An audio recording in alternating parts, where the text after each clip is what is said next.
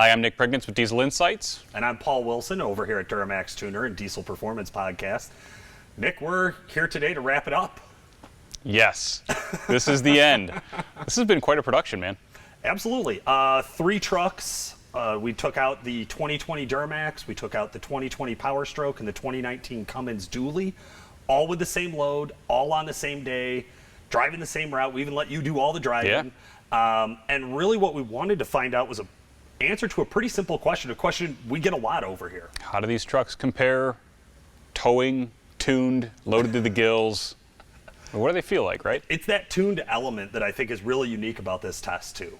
We've seen a lot of guys go out there and do different tests and comparisons between newer trucks or even these 3 exact trucks. But they're always looking at them stock, and we just know that our customers want more than what stock has to offer. Absolutely. If you're on this channel, you have an extra 100 horsepower on your truck, or you want it. Right. So we came up with some criteria to judge them. Obviously, people automatically assume that we would have a predisposition to choosing the Duramax and really favoring that L5P because it is awesome. But we thought we could make it a little bit simpler for you guys. So we looked at the drivability, the comfort, and the versatility. And along with that, we found a lot of other kind of really cool statistics we thought we'd share with them. Yeah. I mean, the trucks compare very interestingly. You know, it's there's always a horsepower race, right? I mean, the Ford in this test is rated at 475 horsepower. It's a natural favorite as far as power production goes, and the Ram, of course, is the lowest as far as power production goes. But factory highest torque. Factory highest torque. When we're talking towing, guys always want to talk about that torque number and what does that 1,000 foot-pounds in a high output ASIN mean compared to 900 and something, a measly 900 and something. Measly 900 something in the Ford. Yeah. I mean, and by the time you put the tune on both these trucks, I mean, all the trucks that we tested are 500 plus horsepower at the rear wheels during our test, right? All the trucks are between 1,100 and 1,200 foot-pounds towing at the tires in our test. So these are not insignificant power numbers.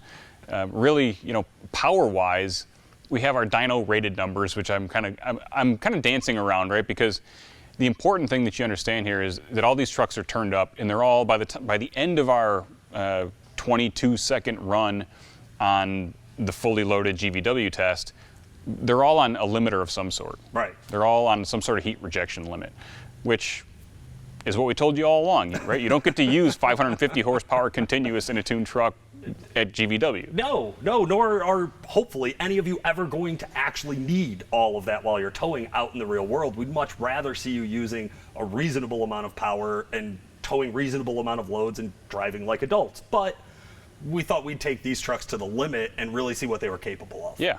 I mean, what we did get was a sense of what these wider torque curves feel like in the trucks driving them, and I can tell you I really appreciated that. We've also got a really clear picture of how the transmissions appreciated the extra torque curves, the extra wide torque curve, and the bump in torque. You know, how happy was the transmission with the extra power? You know, I'm not using all the power all the time, but even at part throttle, the truck is noticeably stronger, and you know, my question there is the transmission happy about it? Yeah. And that's what you're going to want to know if you're buying one of these trucks and tuning it. You know, and I'm always surprised when we talk about horsepower too, and we look at factory rated numbers and real world numbers, and we know here because we have a dyno that there's a difference, there's a delta between those two. The Ford's rated at 475 horsepower from the factory. Our dyno, we show 430. And we see similar things Pretty across typical. the line, right? Yeah. GMC rated at 445. We dyno it at 405. The Ram, actually the closest of all, we dyno it just a little bit over what they're rated at, which is 400 horsepower.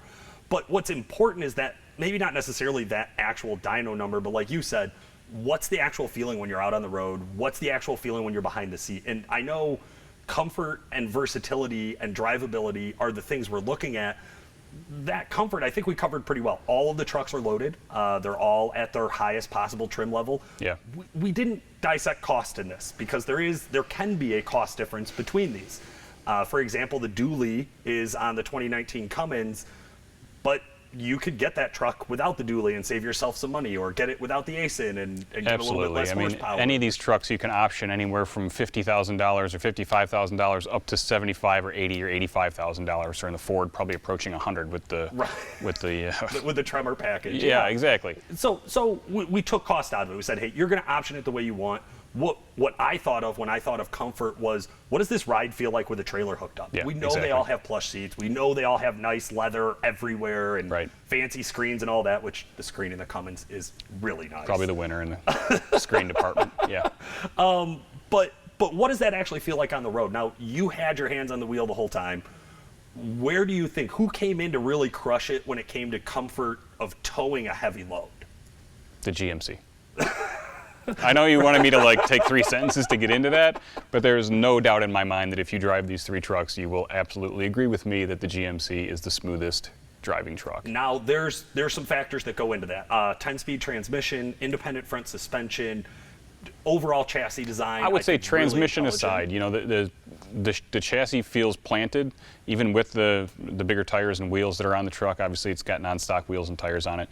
But just the IFS and the feeling of the truck on the road, in my opinion, it's the best balance of comfort and for the load that we were towing. You know what I mean? If I'm towing this load all the time and I want that feeling of if I blow a tire out, I'm going to be okay, or you know, I do this for a living. Clearly, a dually would be more in my interest, and I'm going to pay the price for that and drive in the comfort realm. And I'm going to acknowledge that here, that you know, this truck, the dually, is not optioned for comfort. It's got dual rear wheels, right? It's got stock rubber and full pressure. Now, the other thing I will say though is with the dually, I remember you talking about how well it felt when there was resistance. So when we had high crosswinds, because we're out here in the cornfields, we get high crosswinds. So if you have a big load and there's something that's going to be a sail behind you, that dually really felt nice. It does. It does. It feels more planted, and I would absolutely pick that if I was going to be running a gooseneck at this weight all the time.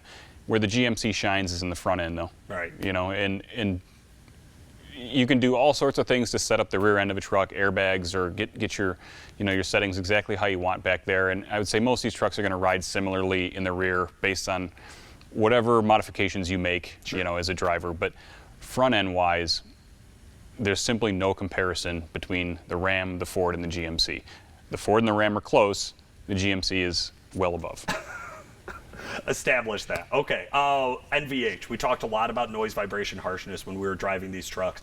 I know I definitely, when we jumped into Cummins, I was like, oh, it's so quiet. And you looked at me like I was crazy. Like, what do you mean this is quiet? But it was. After driving the other two, I think we got a better handle on where that could go to. I thought the Ford was pretty silent. I thought you could hear more of the tires, again, aftermarket tires, than you could hear out of anything underneath the truck. Yeah, the Tremor package, you could definitely hear the tires a little bit. You know, and I went back and watched the video that we did on the Ram again, just to kind of, you know, it was interesting that you had one feeling and I had the other. And you know, the Cummins is much quieter than the earlier year Cummins, and that's the way it is. And I think if you like the Cummins power delivery and you like the way that straight six feels, and that really torquey 1100 RPM grunt, I'll call it, then you probably won't mind the NVH of the Cummins. Yeah. I think if you're a Cummins fan, you're going to talk about how quiet the Cummins is, to be honest with you. Exactly. I don't think you're going to be like, oh man, except the noise. Right. Exactly. Yeah. So they're all manageable. They're all, again, if you're a fan, you're going to be okay with any of them, right? Like if you're like, I love the Power Stroke and I want a quiet truck, it'll work. They have noticeably different sounds. I don't think any of them are particularly off-putting. I think the GMC and the Ford are definitely quieter in the cab than the Cummins. That's my interpretation as a driver anyway. Sure. Someone might have a decibel meter and prove me wrong. I'm just saying how I feel driving the truck. The 2020 GMC seems a little quieter. The Ford seems pretty close, and the Cummins just seems a little more luggy, I guess I would call it. Like, just, it's probably the wrong word for it. Don't quote me on that. Well, I think the right way to look at this is, if you take your 5-year-old truck and you're trading it in on a new one, and you're not married to a brand, so you're going to shop all three, I don't think comfort is going to be where you make a decision, I love it or I hate it, except the Ford windows are the best. Ford just has their windows big enough and wide enough where I can put my elbow right there. And if you're really splitting hairs to make your decision, for me, the comfort is so similar between them, that's what would make it. If you're a big boy, the Ford's got a lot of room for you. It really does. Yeah. So that's huge for some guys, right? Like, again, if you're going to live in the truck and you're going to put, 100,000 miles a year on it, that's going to matter. So I think the Ford takes a step ahead there.